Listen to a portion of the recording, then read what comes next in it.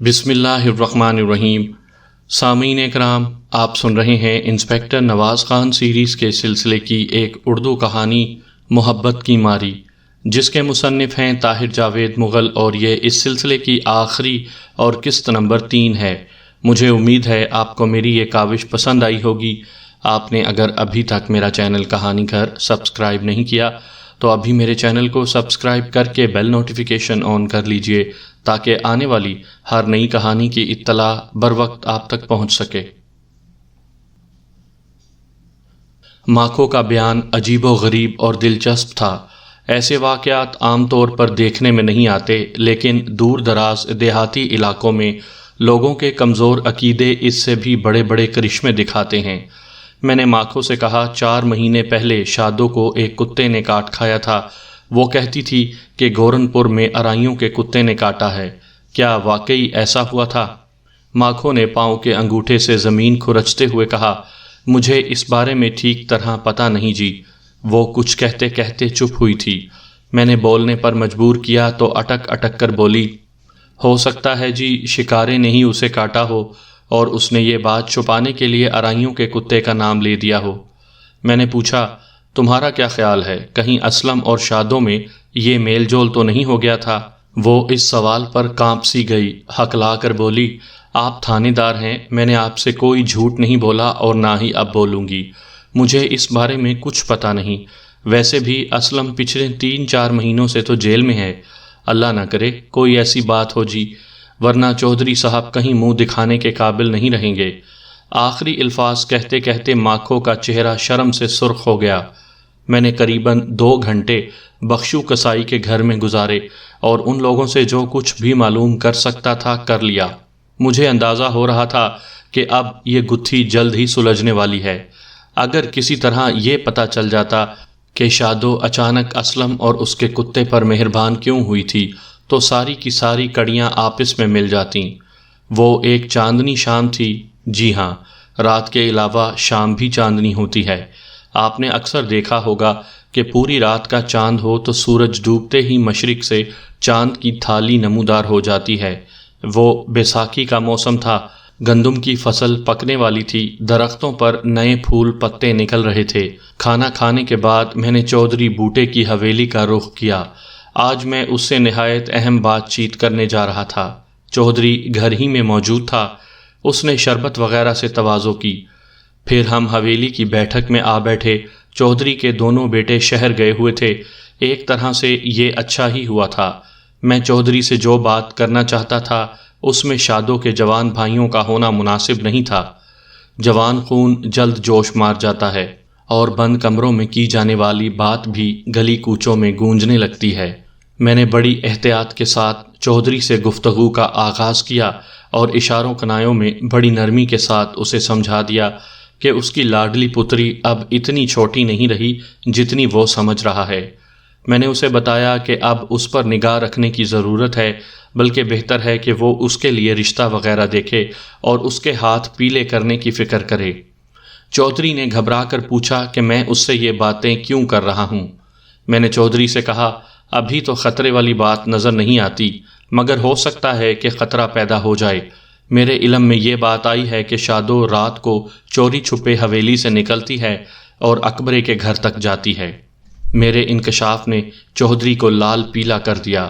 یوں لگا جیسے وہ مجھ پر جھپٹ پڑے گا، لیکن پھر اس نے خود کو سنبھالا اور سرد لہجے میں بولا، نواز خان، ہوش کی بات کرو، ہوش کی بات۔ کیا کہہ رہے ہو تم؟ کیا کرنے جاتی ہے میری دھی اکبرے کے گھر؟ ان کے کتے کو گوشت ڈالنے۔ میں نے پورے یقین سے جواب دیا، گوشت ڈالنے؟ وہ سر تاپا حیرت نظر آنے لگا۔ ہاں، گوشت ڈالنے، میں نے کہا، اور یہ کوئی 1-2 دن کی بات نہیں، پچھلے پورے 4 ماہ سے یہ ہو رہا ہے۔ بتاؤ تمہیں یا تمہارے بیٹوں کو کانوں کان خبر ہوئی ہے؟ اسی لیے تو کہہ رہا ہوں کہ شادو اب بچی نہیں، بڑی ہو چکی ہے۔ چودھری سٹ پٹا کر رہ گیا۔ اس کی عجب حالت ہو رہی تھی، لگتا تھا میری ذہنی صحت پر شک کر رہا ہے۔ بھاری بھرکم آواز میں بولا، تھانے دار، یہ تم کیا باتیں کر رہے ہو؟ میری سمجھ میں کچھ نہیں آ رہا۔ میں نے کہا، ابھی تو حیران کرنے والی کچھ اور باتیں بھی ہیں۔ 4-5 ماہ پہلے شادو کو جس کتے نے کاٹا وہ ارائیوں کا کتا نہیں تھا، وہ یہی شکارا تھا جو اکبرے کے گھر میں بند رہتا تھا اور اب ASI پراچا کے گھر میں ہے۔ چودھری کے چہرے پر ایک رنگ آ رہا تھا، دوسرا جا رہا تھا۔ میں نے اس کی الجھن دور کرنے کے لیے شروع سے آخر تک جو کچھ مجھے معلوم تھا اسے بتا دیا۔ چودھری آخر چودھری تھا، بجائے اس کے کہ وہ مجھے اپنا خیر خواہ سمجھتا اور میری باتوں پر اعتبار کرتا، وہ آگ بگولا ہو گیا۔ کہنے لگا، تھانے دار، تم لوگ میری معصوم دھی پر الزام لگا رہے ہو، پتہ نہیں کس کی لگائی بجھائی میں آئے ہو تم لوگ۔ مجھے تو یہ ساری کسی شریک کی کارستانی لگتی ہے۔ باتیں کرتے کرتے وہ اچانک اٹھ کھڑا ہوا۔ ٹھہرو، میں پوچھتا ہوں شادو سے۔ وہ تیز قدموں سے اندر گیا اور پتری پتری کی آوازیں دینے لگا۔ ہاں ابا، کہیں اندر سے شادو کی بہت باریک اور سریلی آواز ابھری۔ اس کے بعد کمرے کا دروازہ بند ہو گیا۔ یہ دروازہ قریباً 15 منٹ بعد پھر کھلا۔ چودھری کا چہرہ بدستور لال بھبوکا ہو رہا تھا۔ اس نے تیش بھری نظروں سے مجھے گھورا اور موڑے پر ڈھیر ہو کر حقے کے طویل کش لیتے ہوئے بولا، اس حرامزادی کمذات نے جھوٹ بولا ہے، الزام لگایا ہے میری دھی رانی پر۔ میں ٹکڑے کرا دوں گا اس کے اور اس کے باپ کے۔ میں سمجھ گیا کہ چودھری ماکھو اور اس کے باپ کا ذکر خیر کر رہا ہے۔ یقیناً شادو نے بھی کوئی الزام تسلیم کرنے سے انکار کیا تھا اور چودھری نے لاڈلی بیٹی کی صفائی کو دل و جان سے قبول کر لیا تھا۔ میں نے کہا، چودھری، تم سیانے بیانے ہو کر بچوں جیسی باتیں کر رہے ہو۔ ماکھو اور اس کے باپ کا اس میں کیا قصور ہے؟ وہ دونوں تو زبان ہی نہیں کھول رہے تھے۔ یہ مجھے پتہ ہے میں نے کتنی مشکل سے انہیں بولنے پر مجبور کیا۔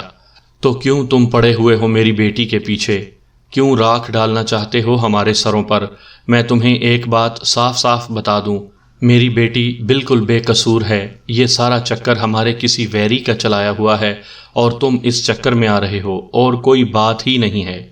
اس معاملے کو بالکل ختم کر دو، ورنہ ہمارا اور تمہارا بہت نقصان ہوگا اس میں۔ میں نے کہا، چودھری، اگر یہ صرف تیری بیٹی اور اسلم کا معاملہ ہوتا تو میں ختم کر دیتا، لیکن اس سے سانسی کا قتل بھی نتھی ہے، میں کیسے ختم کر سکتا ہوں یہ معاملہ؟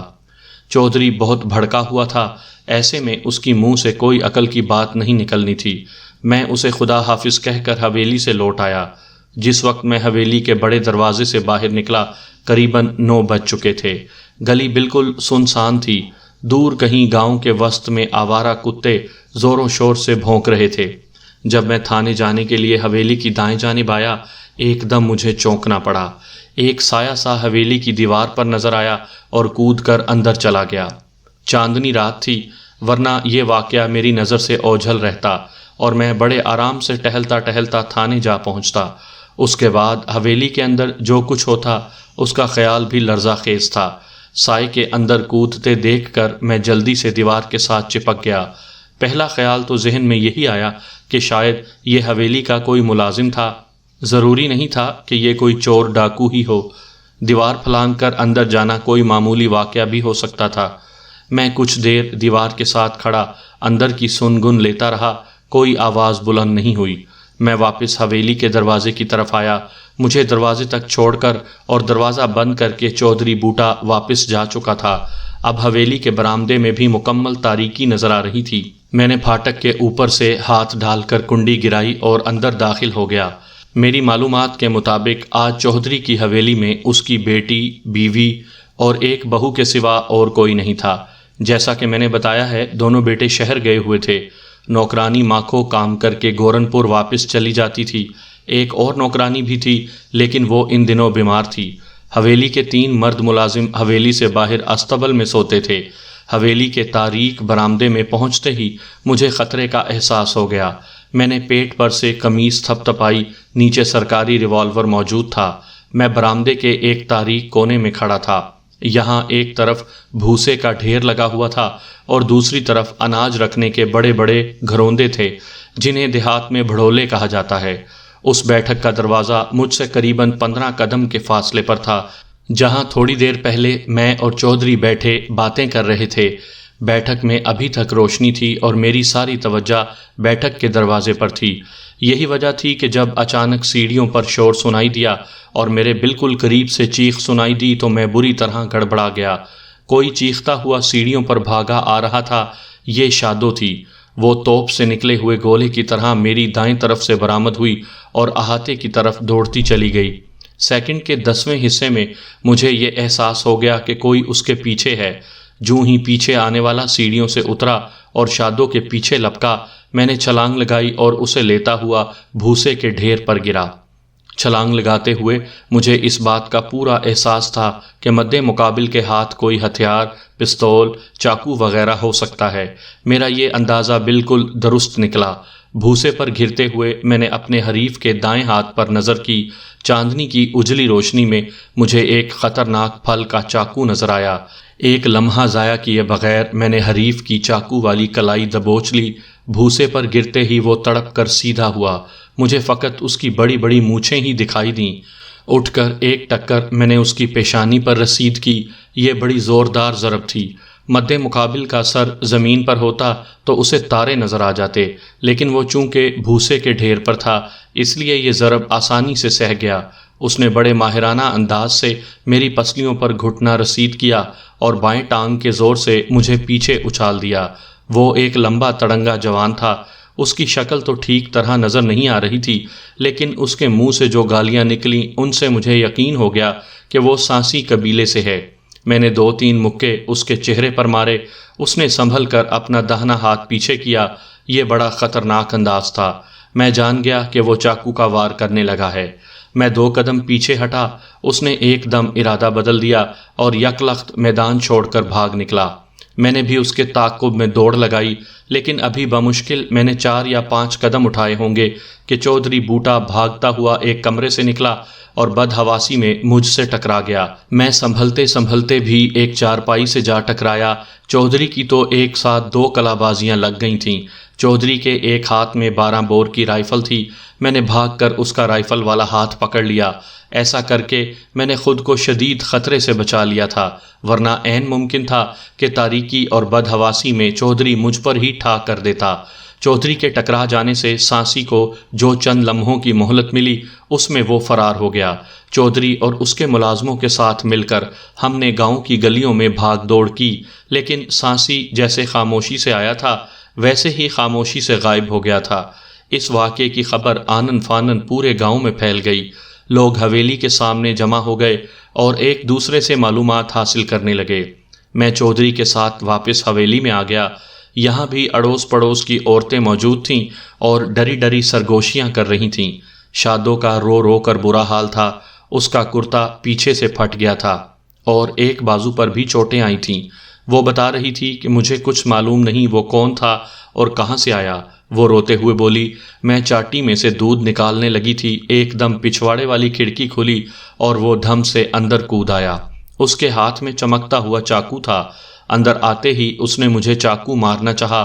میں پیچھے ہٹ گئی۔ چاقو میرے بازو پر لگتا ہوا دیوار پر گیا۔ میں چیختی ہوئی سیڑھیوں کی طرف بھاگی۔ اس نے پیچھے سے پکڑ لیا۔ میری قمیض پھٹ کر اس کے ہاتھ میں رہ گئی اور میں سیڑھیوں سے بھاگتی ہوئی نیچے آ گئی۔ شادو سخت خوف زدہ تھی۔ میں نے اسے دلاسا دیا اور ساتھ لے کر بیٹھک میں آ گیا۔ چودھری بھی میرے ساتھ تھا۔ اب اس میں آدھ گھنٹے پہلے والا دمخم اور جوش نظر نہیں آ رہا تھا۔ اس کے بجائے وہ کچھ شرمندہ شرمندہ اور خاموش تھا۔ میرے ساتھ ٹکرانے سے اسے بھی چوٹ آئی تھی اور ماتھے پر ایک بڑا سا نیلا ابھار نظر آ رہا تھا۔ میں نے کہا، چودھری تمہیں تکلیف تو ہوگی، لیکن میں چاہتا ہوں کہ اپنی بھتیجی سے ذرا اکیلے میں 2 باتیں کروں۔ تم تھوڑی دیر کے لیے باہر چلے جاؤ۔ کوئی اور موقع ہوتا تو چودھری ہرگز میری بات پر کان نہ دھرتا، لیکن تھوڑی دیر پہلے وہ جو تماشا یہاں دیکھ چکا تھا اس کے بعد وہ کافی بدلا بدلا نظر آتا تھا۔ چودھری باہر چلا گیا تو میں نے گہری نظروں سے روتی بسورتی شادو کو دیکھا اور سنجیدگی سے کہا، اب بھی وقت ہے، سچی بات بتا دو۔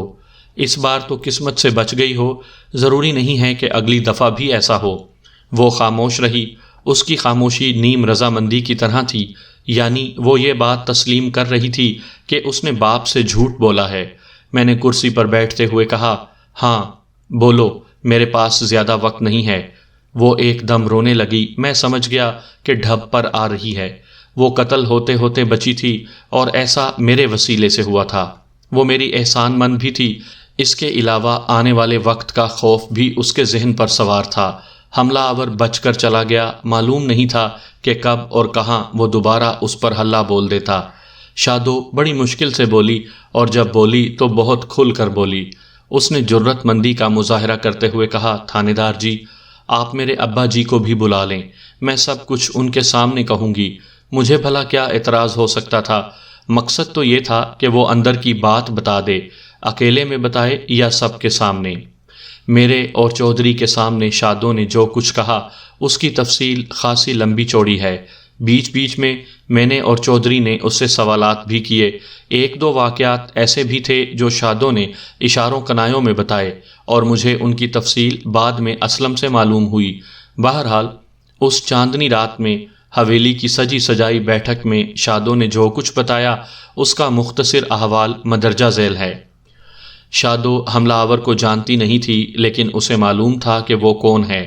وہ اس سانسی کا چچا زاد بھائی تھا جو چند روز پہلے اکبرے کے گھر کے عین سامنے کھیتوں میں ہلاک ہوا تھا۔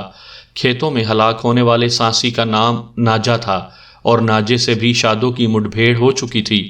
یہ قصہ اس وقت شروع ہوا جب قریباً 5 ماہ پہلے اسلم کے کتے نے شادو اور اس کی سہیلیوں سے چھیڑ چھاڑ کی۔ شادو کی ایک سہیلی ڈر کر بھاگی اور اس کی گاگر ٹوٹ گئی۔ شادو اسلم پر اور بعد میں اس کی ماں پر بہت برہم ہوئی اور حسب عادت بے نکت سنائی۔ اس واقعے سے صرف 1 ہفتے بعد کی بات ہے۔ چاندنی رات میں ڈیک نالے کے کنارے لڑکیوں نے کھیلنے کودنے کا پروگرام بنا رکھا تھا۔ پنجابی میں اسے گدا ڈالنا کہتے ہیں۔ شادو کے والدین اسے باہر نکلنے سے روکتے تھے، لہٰذا جب عشاء کے بعد سب سو گئے تو وہ چپکے سے نکلی اور سہیلیوں میں پہنچ گئی۔ گھنٹہ 2 گھنٹے ناچ گا کر لڑکیاں اپنے گھروں کو واپس روانہ ہو گئیں۔ شادو بھی اپنی ایک سہیلی کے ساتھ لوٹی۔ سہیلی کا گھر گاؤں سے باہر ہی تھا۔ وہ اپنے گھر میں داخل ہو گئی تو شادو اپنے گھر کی طرف چل دی۔ شادو کی سہیلی نے کہا بھی کہ وہ اکیلی نہ جائے، وہ اور اس کی ماں اسے چھوڑ آتی ہیں، لیکن وہ اس احتیاط کو خاطر میں نہ لائی اور تیز تیز قدم اٹھاتی گھر کی طرف چل دی۔ گھر وہاں سے 2 فرلانگ کے فاصلے پر تھا اور گاؤں کی آبادی قریباً 1 فرلانگ کی دوری پر تھی۔ شادو اس سے پہلے بھی کئی بار کراڑے مارتی ہوئی یہ فاصلہ طے کر چکی تھی، لیکن آج معاملہ کچھ اور تھا، اور جوں ہی وہ اپنی حویلی کی طرف مڑنے کے لیے اکبرے اور اسلم کے کھیتوں میں پہنچی، اچانک کمادے سے 2 آدمی نکلے اور اس سے زبردستی کرنے لگے۔ دونوں لمبے تڑنگے تھے اور انہوں نے اپنے چہرے پگڑیوں میں چھپا رکھے تھے۔ ایک شخص نے شادو کا منہ بند کر لیا اور دوسرا اسے گرانے کی کوشش کرنے لگا۔ یہ واقعہ اکبر کے مکان کے پچھواڑے ہوا تھا۔ اس کا قوی ہیکل شکارہ وہاں سے 20-25 قدم کے فاصلے پر بندھا ہوا تھا۔ اس نے زور زور سے بھونکنا شروع کر دیا اور اپنی زنجیر کو جھٹکے دینے لگا۔ شادو تنو مند اور زور آور لڑکی تھی، چھریرے بدن کی، اونچی لمبی مٹیار، دودھ مکھن کی پلی ہوئی۔ اس نے دونوں پگڑی پوشوں کی زبردست مزاحمت کی اور کئی بار ان کے ہاتھوں سے نکل گئی۔ جب جب اسے موقع ملتا تھا وہ چیخ بھی بلند کر دیتی تھی۔ دوسری طرف شکارہ بھی اندھا دھند زور لگا رہا تھا اور بھونک رہا تھا۔ جس کھونٹے سے وہ بندھا ہوا تھا وہ کچی زمین میں تھا، لہٰذا شکارے نے جب بہت زور مارا تو کھونٹا اپنی جگہ سے اکھڑ گیا۔ شکارے نے چیتے کی طرح جست کی اور 5 فٹ اونچی دیوار پھلانگتا ہوا تیزی سے حملہ آوروں کی طرف لپکا۔ اس وقت تک حملہ آور اپنے مقصد میں کامیاب ہو چکے تھے۔ انہوں نے شادو کو بے بس کر کے گھوڑے پر لاد لیا تھا اور ایڑ لگا چکے تھے۔ یہ گھوڑے تھے۔ جوں ہی وہ تیزی سے بھاگتے ہوئے کچے راستے پر پہنچے، شکارہ ان کے پیچھے ہو لیا۔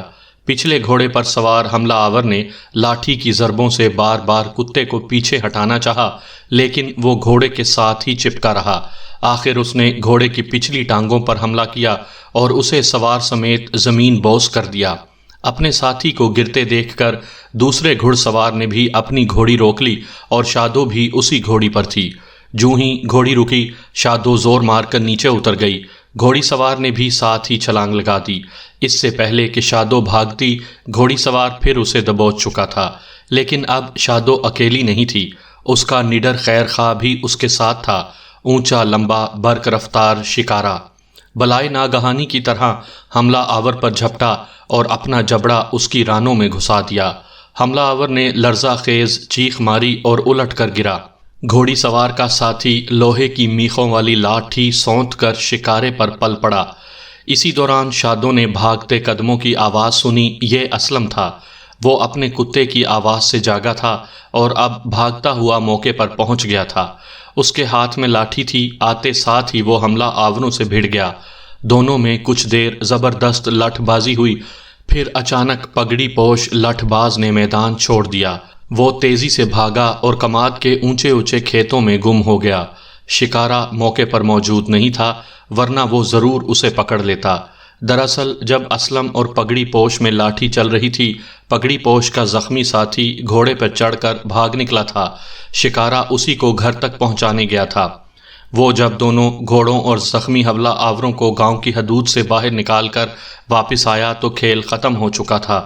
اسلم نے شادو کو دلاسا دیا اور اس کی گمشدہ جوتی اور اوڑھنی ڈھونڈنے میں اس کی مدد کی۔ پھر وہ بڑی عزت کے ساتھ اسے حویلی والی گلی چھوڑ آیا۔ شادو نے روتے ہوئے اس سے درخواست کی تھی کہ اس واقعے کی خبر کسی کو نہیں ہونی چاہیے۔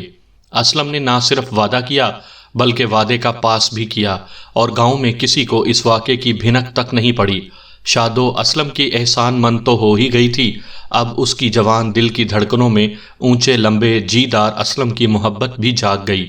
دوسری طرف اسلم بھی شادو کے نوخیز جسم کو چھو کر ایک لذت آمیز کسک سے آشنا ہو چکا تھا۔ اس نے نامہ بری کا کام کیا اور یوں اسلم اور شادو ایک دوسرے کی دید کے لیے تڑپنے لگے۔ 2 ہفتے بعد شادو کو گھر والوں کے ساتھ ایک شادی میں گورنپور جانا پڑا۔ ایسے موقعوں پر میل ملاقات میں بڑی آسانی ہوتی ہے۔ دل کے روگی نگاہوں کی پیاس بجھانے کا کوئی نہ کوئی بہانہ ڈھونڈ لیتے ہیں۔ شادو نے اپنی سہیلی سکھاں کے ہاتھ اسلم کو پیغام بھجوایا کہ وہ شادی کی رات اسلم کو روہی نالے پر ملنے آئے گی۔ یہ جگہ کندیوال اور گورنپور گاؤں کے درمیان واقع تھی، یعنی دونوں طرف سے فاصلہ قریباً 4 فرلانگ تھا۔ شادو نے اسلم کو رات 8 بجے کا وقت دیا تھا، لیکن وہ سہیلیوں اور بڑی بوڑھیوں میں ایسی پھنسی کہ 8 بجے کے بجائے رات پچھلے پہر روہی نالے پہنچ سکی۔ سکھاں اس کے ساتھ تھی۔ وہ نالے سے کچھ ادھر ہی فلاحی کے درختوں میں رک گئی۔ شادو اپنے محبوب سے ملنے مقررہ جگہ پر پہنچی۔ اسلم نالے کے کنارے جنتر کی جھاڑیوں میں شادو کی راہ دیکھتے دیکھتے سو چکا تھا۔ ایک بازو سر کے نیچے رکھے وہ دنیا و مافیا سے بے خبر پڑا تھا۔ شادو اسلم کے نزدیک پہنچی، لیکن اسے ایک چیز کا پتہ نہیں تھا۔ اسلم کا کتا شکارا اپنے خوابیدہ مالک کی حفاظت کر رہا تھا۔ اسلم سے صرف 8-10 قدم کے فاصلے پر وہ بالکل چوکس اور بے حس و حرکت بیٹھا تھا۔ جوں ہی چادر میں لپٹی ہوئی شادو اسلم کے سرہانے پہنچی، وہ غراتا ہوا اٹھا اور تیر کی طرح شادو پر آیا۔ اس دوران اسلم بھی ہڑبڑا کر اٹھ بیٹھا تھا، مگر اس سے پہلے کہ وہ کچھ کرتا، شکارا شادو کی نازک پنڈلی پر دانت آزما چکا تھا۔ اسلم نے کتے کو ٹھوکر مار کر پرے دھکیل دیا اور پھر تیش میں آ کر لوہے کی زنجیر سے اسے پیٹنے لگا۔ شادو تڑپ کر اس کے سامنے آ گئی اور کراہتی ہوئی بولی کہ وہ کتے کو کچھ نہ کہے۔ یوں اسلم اور شادو کی پہلی اور آخری ملاقات ایک حادثے کی نظر ہو گئی، مگر وہ جو کسی نے کہا ہے کہ پیار کی تکلیف میں بھی لذت ہوتی ہے، محبوب کو سامنے پا کر شادو اپنے زخم کا درد بھول گئی۔ اسلم نے اپنے ہاتھ سے اسے مرہم پٹی کی۔ کچھ دیر اسلم کے پاس بیٹھ کر شادو واپس گورنپور چلی گئی۔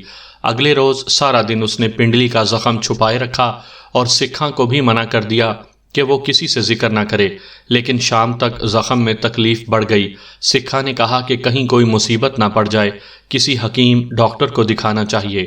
دونوں سہیلیوں نے منصوبہ بنایا اور رات کو کھیل کود کے دوران اسلم کے کتے کا کارنامہ ارائیوں کے کتے کے سر تھوپ دیا۔ یقیناً یہ بات ہمیشہ راز ہی رہتی اگر چند روز پہلے بلال شاہ کو شکارا نہ کاٹتا اور ہم اسے سائیں ساول کے پاس نہ لے جاتے۔ سائیں ساول کا مشاہدہ واقعی حیرت انگیز تھا۔ لوگ اسے یوں ہی پیر نہیں مانتے تھے۔ صرف زخم دیکھ کر وہ جان گیا کہ اسی زخم کے ساتھ چودھری بوٹے کی بیٹی بھی اس کے پاس آئی تھی۔ شادو سے پہلے اور آخری ملاقات کے چند ہی روز بعد اسلم گرفتار ہو گیا تھا۔ جیسا کہ شروع میں آپ سن چکے ہیں کہ شکار کے دوران ایک دوسرے شکاری غاسے چنگڑ سے اسلم کا جھگڑا ہو گیا تھا۔ لڑائی کی گرما گرمی میں ایک کارتوس غاسے کے بھائی کو لگ گیا اور وہ شدید زخمی ہو کر ہسپتال میں پہنچ گیا۔ نتیجے میں اسلم کو پولیس پکڑ کر لے گئی۔ اسلم کی گرفتاری کے بعد شکارے کے برے دن آ گئے۔ جب چودھری کی حویلی میں شادو کو پتہ چلا کہ اس کی عزت اور زندگی بچانے والا شکارہ فاقوں کا شکار ہے تو وہ تڑپ اٹھی۔ ایک روز کھیتوں سے گزرتے ہوئے اس نے دیکھا کہ شکارہ دھوپ میں بندھا ہے اور بیکار چیتڑوں پر منہ مار رہا ہے۔ وہ یہ برداشت نہ کر سکی۔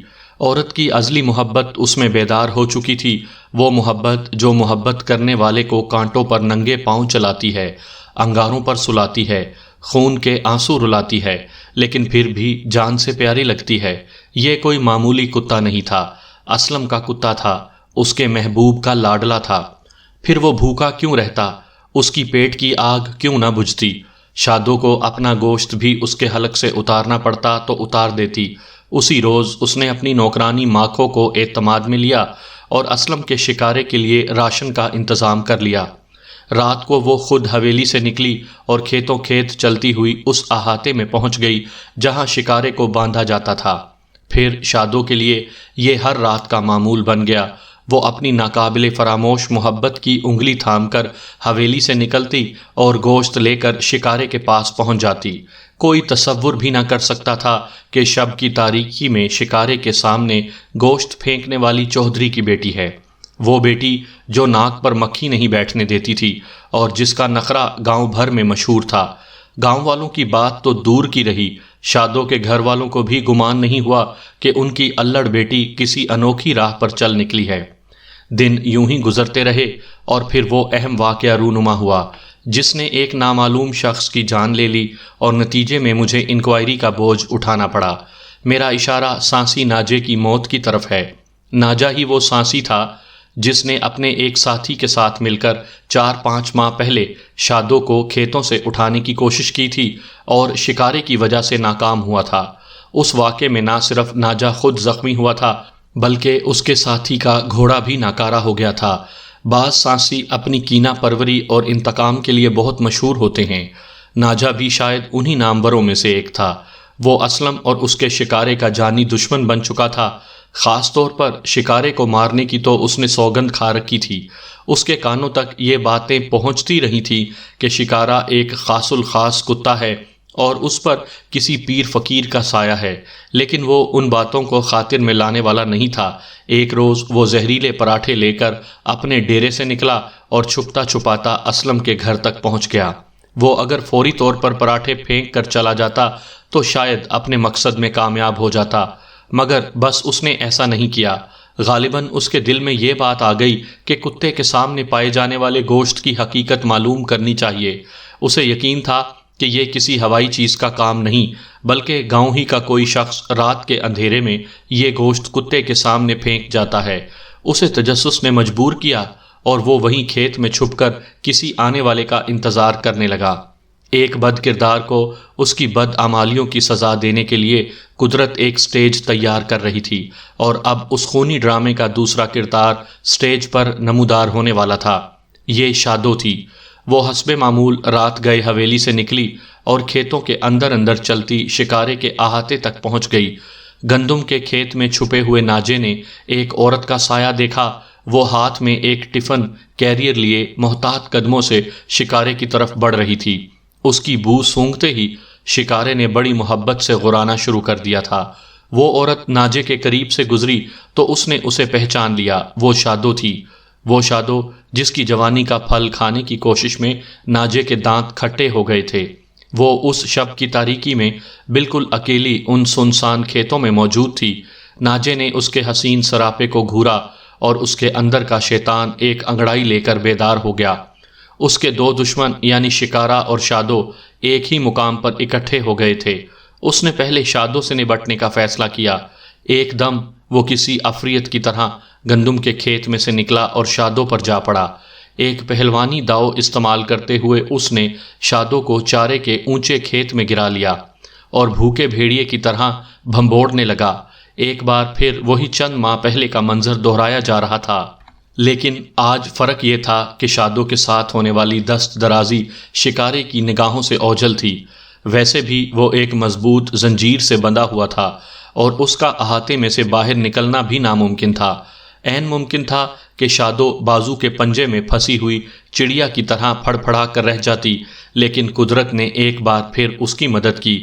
اس نے اپنے پاؤں کی ٹھوکر سے ناجے کے جسم کے ایک نازک حصے پر ضرب لگائی، اور جب وہ تکلیف سے دوہرا ہو کر گھٹنوں کے بل گرا تو اس نے ایک ڈبل اینٹ دونوں ہاتھوں میں اٹھا کر پوری قوت سے ناجے کے سر پر دے ماری۔ یہ اینٹ ناجے کی عین کن پٹی پر لگی اور وہ تڑپ کر اوندھے منہ گرا۔ شادو نے دیکھا اس کی کن پٹی لہو لہان ہے، وہ جان کنی کی حالت میں نظر آتا ہے۔ اس نے اپنا ٹفن کیریئر اٹھایا اور بھاگتی ہوئی حویلی میں واپس آ گئی۔ اینٹ کی ضرب سانسی ناجے کے لیے جان لیوا ثابت ہوئی اور وہ وہیں گندم کے کھیت میں اپنے زہریلے پراٹھوں کی پوٹلی کے نزدیک ہلاک ہو گیا۔ بعد ازاں صبح اسلم کے بڑے بھائی اکبرے نے اسے گندم کے کھیت میں مرے ہوئے پایا۔ لاش کے پاس ہی اس کا جوتا پڑا تھا۔ بعد ازاں گریبان سے ٹوٹنے والے 2 بٹن بھی ملے۔ اسلم کے بڑے بھائی اکبرے کو دھمکی آمیز خط ارسال کرنے والا ناجے کا چچا زاد بھائی راج تھا۔ جب شادو پر پہلی مرتبہ دست درازی ہوئی تو ناجے کا ساتھ راج ہی دے رہا تھا۔ راج ہی کا گھوڑا شکارے کے دانتوں سے ناکارا ہوا تھا۔ جب بعد میں ناجا خود بھی ہلاک ہو گیا تو راج کا غصہ انتہا کو پہنچ گیا۔ وہ اور ناجا دونوں ایک ساتھ جیل سے بھاگے ہوئے تھے۔ لڑائی مار کٹائی ان کا پیشہ اور جرم اوڑھنا بچھونا تھا۔ راج نے یہی سمجھا کہ ناجے کو ہلاک کرنے والا اکبرہ ہے، لہٰذا اس نے اکبرے اور اہل خانہ کو سبق سکھانے کا فیصلہ کر لیا۔ اس موقع پر اکبرے نے عقل مندی کا ثبوت دیا اور دھمکی آمیز خط ملتے ہی اپنے بال بچوں سمیت خاموشی سے گجرانوالا چلا گیا۔ راج نے اکبرے کو موقع سے غائب دیکھا تو اس کے انتقام کا دریا شادو کی طرف بہہ نکلا۔ اس نے سوچا فساد کی اصل جڑ تو یہی لڑکی ہے۔ آخر اس چاندنی رات میں وہ خنجر سے مسلح ہو کر چودھری بوٹے کی حویلی میں گھس گیا اور شادو کی زندگی چھیننے کی بھرپور کوشش کی۔ اتفاقاً میں وہاں موجود تھا۔ راج کی کوشش ناکام ہوئی، لیکن اس سے ایک فائدہ ضرور ہو گیا۔ شادو یہ سمجھی کہ اس کا بھید کھل گیا ہے اور سانسی یہ جان چکے ہیں کہ ناجے کو موت کے گھاٹ اتارنے والی وہی ہے۔ اب وہ اسے زندہ نہیں چھوڑیں گے۔ یوں شادو نے اپنی چپ کا روزہ توڑ دیا اور وہ سب کچھ ہمیں بتا دیا جو وہ اب تک بڑی ہوشیاری سے چھپاتی رہی تھی۔ میرے خیال میں یہاں اس وضاحت کی ضرورت تو نہیں کہ غاسہ چنگڑ اس سارے معاملے میں بے قصور تھا۔ مجھے شادو کو گرفتار کرنا پڑا کیونکہ وہ خود اس قتل کا اعتراف کر چکی تھی۔ ویسے یہ کیس بہت کمزور تھا، یہ قتل عمد نہیں تھا۔ ایک تو موت اتفاقاً واقع ہو گئی تھی، دوسرے شادو نے ناجے کو جو ضرب لگائی تھی وہ حفاظت خود اختیاری میں لگائی گئی تھی۔ میں نے چالان مکمل کر کے عدالت میں پیش کر دیا۔ چند پیشیوں میں ہی عدالت نے دلشاد عرف شادو کو اس الزام سے باعزت بری کر دیا۔ کہتے ہیں قدرت جو کچھ کرتی ہے بہتر ہی کرتی ہے۔ شاید شادو قتل کے گیس میں گرفتار نہ ہوتی تو اسے اپنے پیار کی منزل بھی نہ ملتی۔ وہ ایک چودھری کی بیٹی تھی اور اونچی ذات سے تعلق رکھتی تھی۔ اسلم اس کے مقابلے میں ایک چھوٹا زمیندار تھا، پھر وہ جیل بھی بھگت رہا تھا۔ شادو کے والدین کبھی بیٹی کا ہاتھ اس کے ہاتھ میں نہ دیتے، مگر شادو کے جیل چلے جانے سے حساب برابر ہو گیا۔ لڑکی چاہے کتنی ہی پاک صاف اور اعلیٰ اخلاق کی مالک ہو، کسی بھی وجہ سے ایک بار جیل چلی جائے تو کوئی بھی مناسب رشتہ دروازے پر دستک نہیں دیتا۔ شادو کے ساتھ بھی اب یہی کچھ ہونا تھا، لہٰذا شادو کے والدین نے اس موقع پر عقل مندی کا ثبوت دیا۔ اسلم اور شادو کے گھرانے میں اندر ہی اندر بات چیت ہوئی اور ان دونوں کا رشتہ طے ہو گیا۔ چودھری نے اپنی طرف سے بدنامی کی گٹھڑی کو اٹھا کر اسلم کے صحن میں پھینک دیا تھا، لیکن اسلم کے لیے یہ گٹھڑی دنیا کا سب سے قیمتی بوجھ تھی۔ وہ اس بوجھ کو سر پر اٹھا کر ساری زندگی خوشی سے ناچ سکتا تھا۔ اس کہانی کا آخری کردار ناجے کا چچا زاد راج تھا۔ شادو کی رہائی کے چند ہفتے بعد وہ اپنی موت آپ مر گیا۔ جیسا کہ میں نے بتایا ہے وہ مفرور تھا اور جرائم پیشہ لوگوں کے ساتھ پوٹھوہار کے علاقے میں گھومتا رہتا تھا۔ ان دنوں پوٹھوہار کے اندرونی علاقے میں کبھی کبھار بھیڑیے بھی نظر آ جاتے تھے۔ کہا جاتا ہے کہ وہ کہیں جاتے ہوئے منگلا کے قریب گھوڑے سے گر کر زخمی ہو گیا تھا۔ رات کے وقت بھیڑیے اور گیدڑ اسے چیر پھاڑ کر کھا گئے۔ صبح لاش کے نام پر لوگوں کو اس کا سر اور بچی کھچی ہڈیاں ملی تھیں۔